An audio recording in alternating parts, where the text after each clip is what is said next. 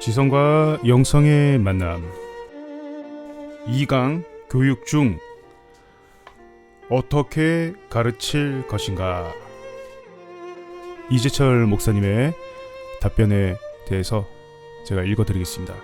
질문입니다. 툭 터놓고 얘기해서 서울대 가야 사회에서 성공할 확률이 높다고들 말하는 게 사실 아닙니까? 이 같은 현실이 근본적인 문제라고 생각할 수도 있겠습니다. 이어령 선생님은 서울대학교 나오시고 이재철 목사님과 저는 그렇지 않은데요. 이재철 목사님께 여쭙겠습니다. 시험은 꼭 있어야 하는 것입니까? 핀란드 같은 나라에서는 16세까지는 경쟁을 시키지 않고 시험도 안 봅니다. 그럼에도 국제학업 성취도 평가에서 최근 몇 년간 1위를 하고 있는데요. 엄청난 돈을 들여야 하는 우리의 현실적인 상황과 학벌 및 제도적인 문제까지 합쳐 해답을 기대해 봅니다. 자, 이재철 목사님의 답변입니다.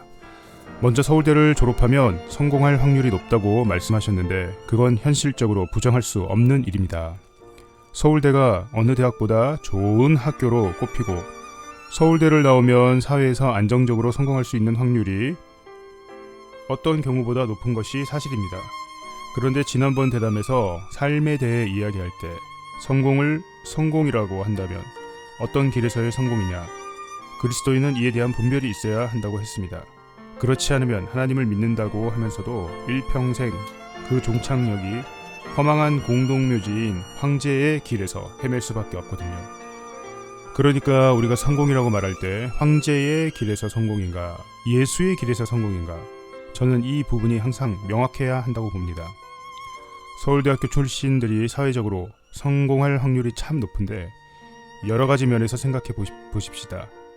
한국에서 재벌 그룹은 차치하고 대기업들 중에서 서울대학교 출신들이 창업한 기업이 몇 개나 되는가?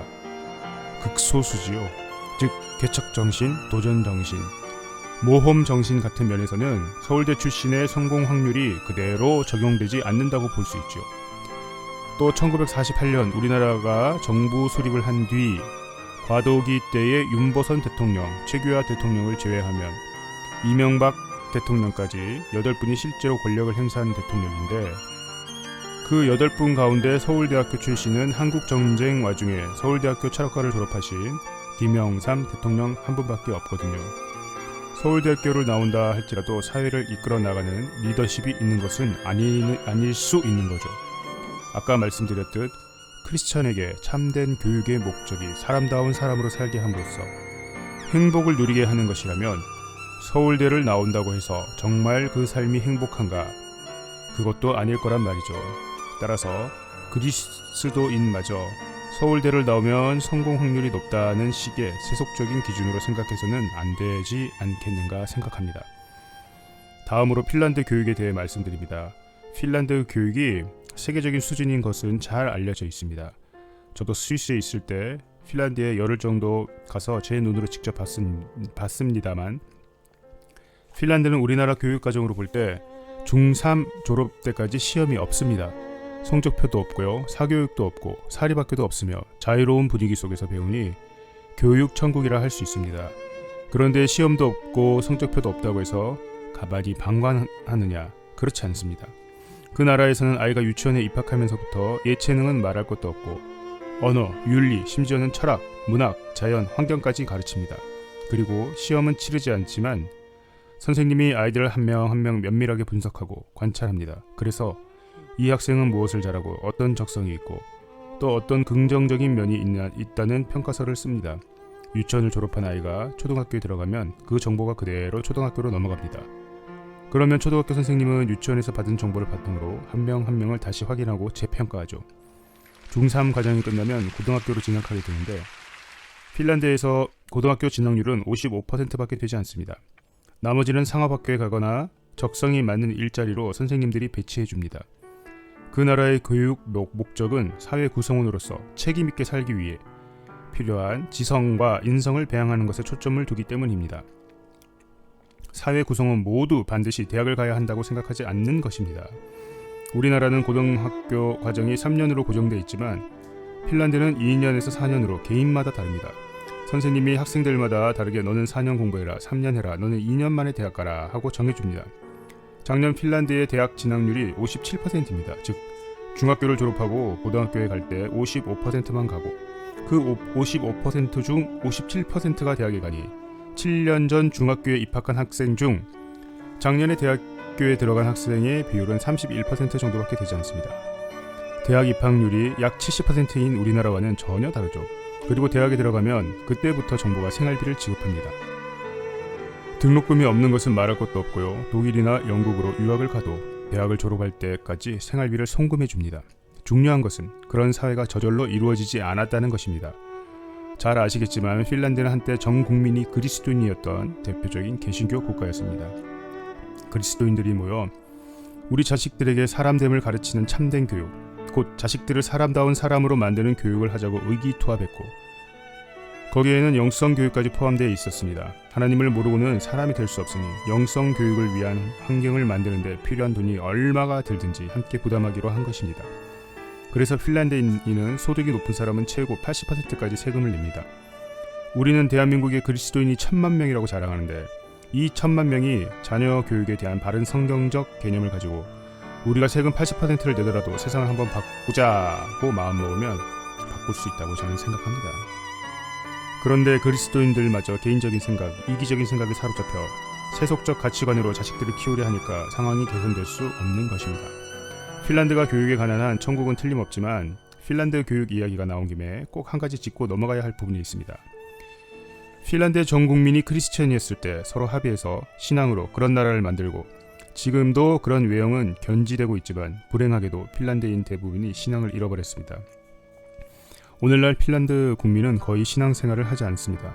그저 태어나면 세례받고 결혼식, 장례식 때만 교회에 가는 형식적인 종교인이 된 것이죠.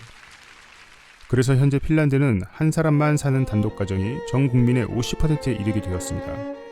핀란드 국토에는 18만 8천여 개의 호수가 있는데 호수마다 몇 지씩 떨어져 있어 왕래가 어렵습니다. 많은 사람들이 외로움과 조울증, 알코올 중독에 시달리고 있죠. 교육천국에서 최고의 교육을 시켰는데 결과는 사람들이 모여 오손도손 사람답게 행복하게 살지 못하게 되었습니다. 그렇다면 우리가 생각해 봐야 할 것들이 참 많죠. 우리가 핀란드 교육을 이상적으로 생각하고 또 그리스도인들이 결심하고 추구해야 할 바를 핀란드에서 배울 수는 있지만 그럼에도 우리가 잊지 말아야 할 것이 있습니다. 핀란드는 그리스도인들이 교육천국을 만들긴 했는데 그 교육천국에서 하나님을 믿는 영성을 잃어버리자 삶이 불행해져 버렸다는 것입니다. 그래서 우리는 핀란드를 진면교사인 동시에 반면교사로 들여다볼 필요가 있습니다. 마지막으로 그러면 입시제도와 입시지옥의 문제를 어떻게 탈피할 수 있겠는가? 저는 그리스도인 부모만 할 수 있다고 봅니다. 아까 선생님께서 창의적인 삶, 창의력을 말씀하셨는데 저는 평소 이것을 독창적인 삶이라고 표현합니다. 하나님 아버지께서 우리 각자를 다 다르게 독창적으로 창조하셨습니다. 아무리 뛰어난 화가도 상상력만으로는 10명 이상의 얼굴을 그리지 못합니다. 반드시 모델이 있어야 합니다. 인간의 독창력에 한계가 있기 때문이죠. 그런데 하나님께서 70억 인구를 다 다르게 만드셨다는 것은 하나님이 무한히 독창적인 분이시라는 것이죠. 그런데 하나님께서는 절대로 우리를 직선 위에 줄 세워놓고 1등, 2등 순위를 매기시지 않습니다. 하나님께서는 둥근 원 위에서 우리가 각각 자신의 독창적인 방향으로 뛰어가게 하셨습니다. 직선 위에 서면 1등, 2등 꼴찌가 있어 괴롭지만 독창적인 방향으로 삶을 살면 똑같이 자녀를 학교에 보내더라도 오늘날과 같은 입시제도 하에서 성적의 노예로 자식이 열등감 갖게는 하지 않는 부모가 될 수 있습니다.